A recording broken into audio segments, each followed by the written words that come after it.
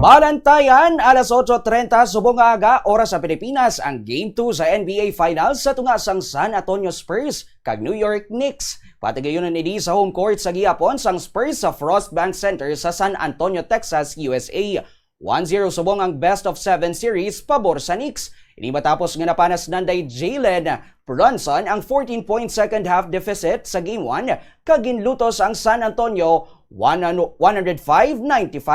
Sunod kay Victor Wembanyama sang Spurs, wala sila nagakahangawa bisan naluto sila sa first game pagod malawig pa man ang serye. Sunod sa 22 anyos nga French superstar, nakaagi naman nga nauli sila sa series gani nga kalmado pa sila subong. Sa Martes naman sa Game 3, nagkumpirma na si US President Donald Trump nga magalantaw siya sa hampang sa Madison Square Garden.